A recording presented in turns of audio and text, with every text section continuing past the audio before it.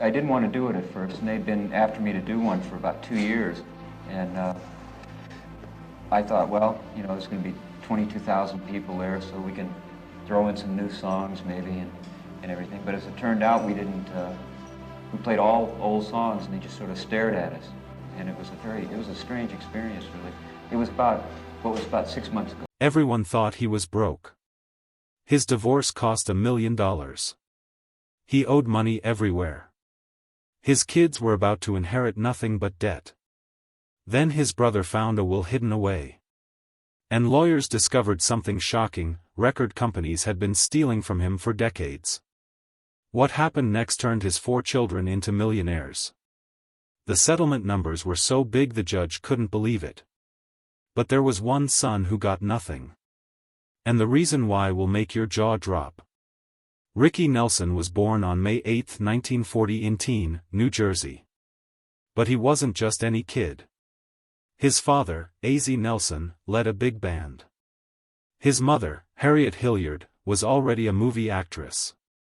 From the very beginning, Ricky's life was public. By the time he was still in diapers, his family's radio show, The Adventures of Ozzie and Harriet, was already famous across America. Instead of growing up in quiet suburbia, Ricky grew up in recording studios and soundstages. Family dinners could turn into rehearsals. Vacations sometimes turned into scripts. It was like living inside a permanent spotlight where everything felt scripted, even the ordinary moments. When Ricky was just 8 years old in 1949, he joined the radio show alongside his brother David. While most boys his age were trading baseball cards or riding bikes, Ricky was memorizing lines and cashing paychecks. He became a star before he even hit double digits. Audiences loved his natural delivery, and by age 10, he was already a household name. But fame came at a price. There were no birthday parties with classmates, no sports teams, just lights, cameras, and responsibility. Ricky didn't really get to be a kid. His playground was a studio. His childhood, in many ways, was sacrificed for the family brand. In 1941, the family moved to Los Angeles and settled into a charming green and white Cape Cod colonial at 1822 Camino Palro. That house wasn't just a home. It became the face of American television.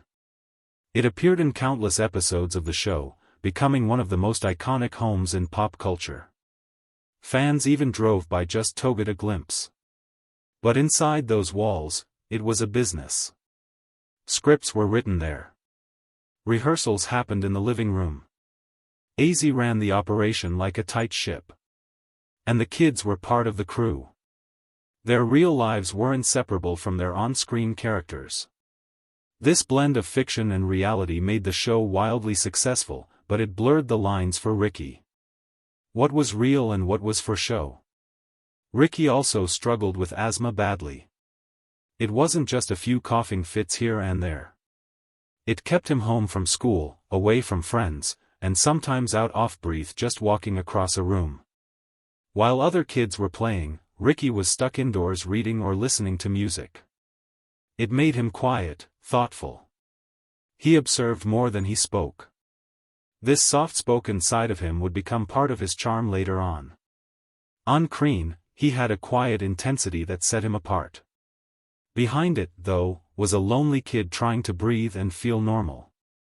When the radio show began in 1944, Ozzie and Harriet hired actors to play their sons. But Ricky and David didn't like that. They wanted to play themselves, and they pushed for it. By 1949, they were starring in the show as themselves. This hadn't really been done before. It was a strange mix of real family life turned into entertainment. And it worked. Ratings climbed and people became obsessed with the Nelsons. Ricky wasn't just playing a part, he was living it every single day. His real life became public property and fans ate up. It was America's first reality family. Decades before that became a genre. Then came 1957. Ricky was 17 when he performed Fats Domino's I'm Walking in the Family's TV show. It was electric. Girls across America swooned. The single sold over 1 million copies. Overnight, he became the face of teenage cool. But off-screen, Ricky's life was already spiraling into something far more adult. Parties, girls, fast cars, fame opened every door, and Ricky walked through all of them. He was charming, but wild, polite in interviews, but rebellious behind the scenes. He started growing out his sideburns and slicking back his hair. Tiny rebellions that annoyed his parents, who still wanted to keep control. Later that year, his first single with Imperial Records, Bebop Baby, made history. It racked up 750,000 advanced orders before even hitting stores. When it did, it shot past 1 million copies and cracked the top 50 in both the pop and R&B charts. Ricky wasn't just a teen idol anymore. He was big business. His debut album, Ricky, topped the charts. Suddenly, being young and good-looking wasn't just cute. It was cash. Record labels saw $signs in every teenager with a guitar. And Ricky proved it worked. But Ricky was also getting involved in intense relationships, some that would have shocked his fans if they knew. One of them was with Marianne Gaba, who played his girlfriend on TV. Off-screen, things were steamy. Ricky later admitted they would neck for hours, which in the 1950s was a scandal waiting to happen. He even gave her a gold ring inscribed to Marianne Love Rick. She thought it meant they were serious. He didn't. Ricky was already moving on to other girls, including singer Lori Collins, with whom he started writing music. To the public, he was squeaky clean. But the real Ricky was a teenager in the fast lane, and few knew the truth. All of this made his parents very nervous. Ozzie and Harriet weren't just parents. They were producers, managers, and gatekeepers. They hated how many girlfriends Ricky had. They thought love would ruin his focus. Ozzie especially was strict. Even though Ricky was making $500 a week by his mid-teens, his father held on to money. Ricky only got a small allowance. His dad didn't want him getting spoiled. That control extended to his personal life, too. Rumors of engagements were crushed. Serious relationships were discouraged. But Ricky, already used to fame and pressure, began to rebel. Secret girlfriends, late-night parties. He was still the face of America's favorite tea family, but behind the scenes, he was slipping further away from their control. Ricky Nelson was only 17 when his debut album hit #1. The album, simply titled Ricky, came out in October 1957. Within weeks, it took over the charts and stayed at the top of the Billboard LP chart for 2 weeks. That made him the youngest artist ever to do so at the time. But this wasn't just a case of a teenager singing catchy tunes. Ricky was already a star on television thanks to The Adventures of Ozzie and Harriet, one of the most watched shows in America. Every week, millions saw him not just act, but sing. While other stars like Elvis ruled the radio, Ricky was ruling the living room and the airwaves. Songs like Bop Baby and Have I Told You Lately That I Love You were already climbing the charts before the album was even out. His success wasn't a coincidence. It was a system. That system had a mastermind behind it. His father, Ozzie Nelson, as producer of their family's TV show, Ozzie saw an opportunity nobody else had. At the end of each episode, Ricky would perform a brand new song. This wasn't just cute, it was genius. 10 million people were tuning in each week. The exposure was massive. When Ricky sang I'm Walking on the Show in April 1957, the song jumped to #4 on the charts. Its B-side, A Teenager's Romance, climbed even higher to #2. That kind of impact was unheard of, Ozzie made sure. Between 1957 and 1962, Ricky placed 20 songs in the top 40. Only Elvis had more in that time. His very first single with Imperial Records, Bebop Baby, sold over 1 million copies. Before it was even out, it had $750,000 pre-orders. His contract was just as wild. $50,000 guaranteed over 5 years, plus full control over his songs and album artwork. That was unheard of for a teenager. The money from those hits didn't stop flowing, either. TV kept pushing his records. By 1960, the Ricky Nelson International Fan Club had 9,000 chapters worldwide. Ricky wasn't just rich, he was everywhere. In 1959, he proved he could act, too. He starred in Rio Bravo with John Wayne and Dean Martin. His role as Colorado Ryan earned him a Golden Globe nomination for Most Promising Newcomer. But while his acting was praised, something else was on display. His spending. Ricky lived big: custom suits, luxury cars, VIP clubs. He was in deep with Hollywood's elite. He was said to have a $5,000 monthly allowance, which would be around $50,000 today. That role boosted his career, but it also revealed his taste for the high life. Fame wasn't just bringing in money, it was changing him. Ironically, 1961 also gave him one of his biggest hits. Traveling man Sam Cooke turned it down first. He didn't think it fit him.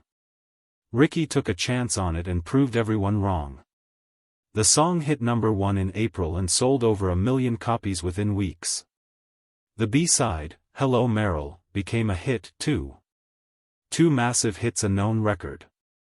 Ricky had an ear for songs others missed. It was one of the last big wins before everything changed. Behind the scenes, he was getting frustrated. The older session musicians on his albums didn't respect rock and roll. Some refused to play the way he wanted. One even told him, "Kid, this ain't music." So Ricky fired them.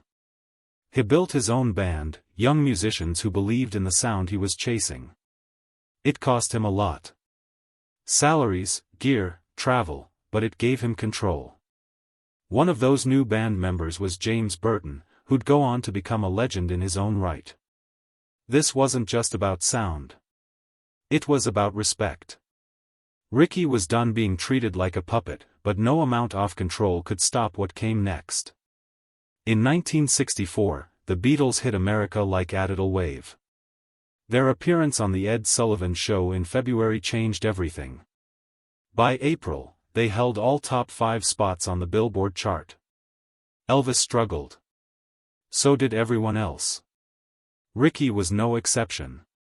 His song For You that year barely made it into the top 40. The magic was slipping. The British invasion didn't just bring new music. It reset the rules. Rick Nelson was already a music star when he met 16-year-old Chris Harmon on Christmas Day 1961. He was 21.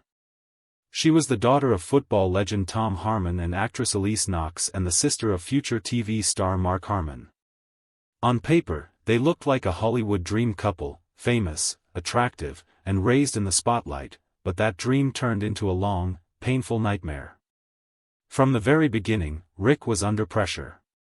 His father, Ozzie, controlled his finances. Chris, raised in luxury, wanted a lavish lifestyle. Rick tried to keep up, but the spending never stopped. Homes, cars, designer clothes, and exotic vacations drained his bank account year after year. By the late 1970s, Rick was broke. The fairy tale had collapsed. When they got married on April 20, 1963, it wasn't exactly romantic.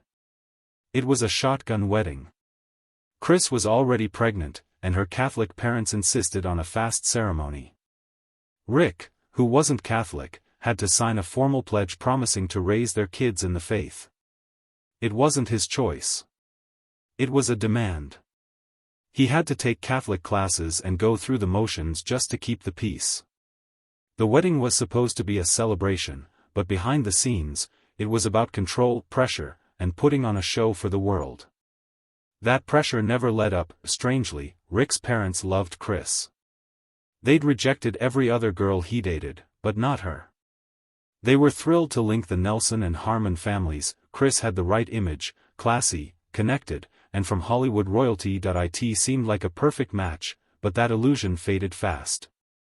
Rick, who had always followed his father's tight financial rules, now had a wife who wanted everything money could buy. They didn't budget, they just spent. When Rick's career cooled off in the mid-1970s, the Bills didn't. Chris wanted him